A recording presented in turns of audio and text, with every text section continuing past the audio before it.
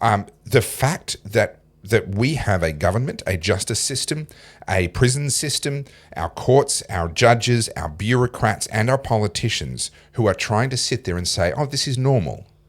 Gaslighting is way too mild of a term. I just Googled then Pakistani rape gangs, right? And so there are some older articles like 2018. So have a look at this. This is where political correctness gets us. Yeah. These, I'm going to call them monsters. You can get offended. Yeah. I don't care.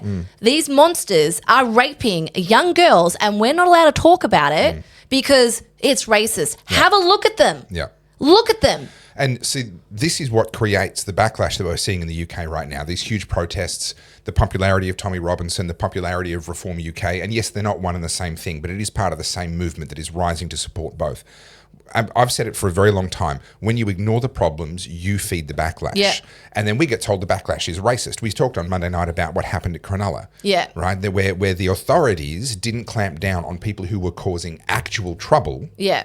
And as a result of that, the people stood up, and then the authorities go, oh, those people are racist. Yeah, you're racist. Same with Tommy Robinson. Why did Tommy have to say the thing that the judges and the politicians and the bureaucrats should have been saying the whole time, which is, we've got a problem with this kind of crime. Yeah. Why was it left to Tommy? And then they go, oh, Tommy's a racist. He's the problem here. No. When you ignore the real problem, you feed the backlash. And that's exactly what we're seeing happen in Victoria right now with the authorities not dealing with crime. Yeah, and look, it is getting to a point, and I've said this, God, I feel like every podcast for the last month or so, this is going to cause a race riot. It will. And it will because of the government's inaction on it. Because now people are going, no, I'm going to call it out for what it is. This is a cultural incompatibility. Yep. And we're going to go into the first cousin marriages in a second. That is a cultural thing, right? And these cultures have been imported into the West. And we, the West, who have our own values and our own systems, have had to coalesce to these cultural things that are against our values. Yeah. And we've had to shut up and take it. That's right. Right? Now, I want to make two quick comments before we move forward. Number one, you've now delivered on this being a dark episode. Congratulations. You saved it up, but you've delivered on that. But number two, we were asked last week how we feel about the death penalty. And my response is, look, I don't think it should be off the table, but we've got to be super careful. Castration, on the other hand, I'm a little more comfortable with. Yeah. I shame, humiliation. Like, do you remember, you didn't watch Game of Thrones? Or did you? I saw, I think in the end I saw the first 4 seasons. Okay, there's before it went completely to crap. Let's be honest. The Red Wedding season 1, that was the good. That was good. I don't like how it ended. To be fair, I didn't like season 8. But anyway, I digress. There's a scene where Cersei Lannister is walked down the stairs, right, because of the incest with her brother. Yeah. And they shave her head, and she's all, withdrawn. She's been in the cell, and she's covered in dirt, and she's walking past the people, the countryside, the people from the town, and they're all saying shame, shame, shame. I think that's what we need. Just blatant humiliation. And no, I don't care about your mental health. Yeah. Cry harder. Yeah. If you are going to behave like an animal, if you are going to do heinous, contemptible things, be prepared to suffer the consequences. Yeah. Don't like the consequences. Hey, here's a hot tip. You don't have to do the crime. So historically, sort of shame rituals have been a part of society, whether that's being put in the stocks and having rotten fruit thrown at you, in military or maritime circles, being drummed out of a unit, or drummed out of being the crew on a ship. These are kind of ritualized processes where you have to walk between your crewmates or your platoon mates or whatever it may be in that particular context. And there is yes, it's performative. There is a performative, ritualistic element of marking and denoting you as whatever it is. Yeah. And that draws a line. And from that point on, the intention is, once you've been drummed out of a unit, you're persona non grata. Yeah. You will not fraternize with them. You will not, when they retire, etc., like you're done. You're gone forever. And that level of shame is really necessary, particularly in maritime circles. Nothing erodes morale on a ship or on a submarine faster than the knowledge that there's a thief around. Yeah. Right? If you discover that someone in your crew is a thief, you have to deal with that real quick, because that is going to cause a cascading set of problems. So they have a very, very high threshold for the expectation of how people are going to behave, and therefore they have very harsh punishments when people don't actually uphold those standards. And we've lost that. we've turned around and had such a focus on being loving and being understanding and, but you don't understand what they've been through, blah, blah, blah, that we've failed to uphold any meaningful standards. Yeah. And now we're literally getting to the point where we will take a rapist and imprison him with all of his future victims. What I need people to understand from this is that the reason we're here is the reason I got so angry at that person's comment on Monday.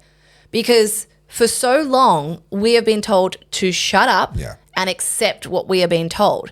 Even though we know it's wrong, yes, you can say gaslighting, call it whatever you want. Fundamentally, it opposes our values, and we haven't been able to speak about it. Now is the time to stop dancing around and say it for what it is. It's Pakistani rape gangs. Yeah. It's men raping young girls in women's prisons. Yeah. Stop using these invented words to protect polite sensibilities and to not get attacked. And I heard this thing. This is totally an aside from what we're talking about, but it was someone talking about becoming a public figure. Now, this is something you and I have talked about before. It can be really difficult because you just cop it, right? And people are going to say what they're going to say. And you do get to a point, and I know I've reached that, where I just don't care, right? But the problem with a lot of people who are now starting to speak up, or maybe what felt like they should speak up in the workplace or in their sports team or whatever, is that they get a bit of pushback and it freaks them out and they never speak up again. You need to accept that you are going to get pushback and make peace with it and get over it. Someone 100%. said a hurty word. Who fucking cares? Grow a backbone. Someone doesn't like you, and did the world end? Correct. Oh, someone said a word you don't like, be offended. I don't give a fuck.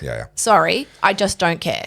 Now, this has been lots of fun, and we're about to get into another really fun topic, which is first cousin marriage. Do you want a tangent? Which would be great. Well, I was just going to lodge a complaint, actually. I'd like to lodge a formal complaint. Yes. The new house's water tastes crap. It's disgusting, isn't it? It is awful. I've never been a water snob, but I'm making an exception. Like swimming pool, doesn't it? Your water, it's my pee. That's what I can taste. It's disgusting. That's because you were so spoiled with beautiful filtered water the whole year. And God, you taste it. So for those... I used to think that Melbourne water was good until I moved to Albury. Oh, it's disgusting. You may as well drink a swimming pool. That's what it tastes like. So we've talked about this before, but obviously my girlfriend Loz James has a water filter that goes on the tap. Loz, you've let me down. Where is my water filter? No. How can you let Carly live in a house for 3 weeks now, 2 weeks? Yeah. And not have one of your water filters? Well, no, I have it. The problem is it's incompatible with the tap. So Loz. Our tap in the kitchen has one of those you pull down and use it as a hose kind of deals. And when you take that off, it's got a really tiny little hose to it. So we are currently investigating. At the moment, the water filter is going to have to go on the bathroom tap, but I've had to buy a adapter to do that, which is meant to be arriving today from Amazon. It's not how big it is, it's what you do with it. Right. Okay? But I have been investigating some reverse osmosis benchtop machines, and I found one that I love, but it's like almost $2,000.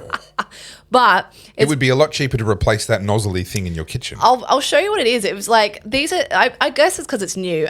Reverse osmosis. Hey, Phillips, do you want to sponsor us? Osmosis water station. You get one sponsor and all of a sudden you're like, everybody. Is it this one?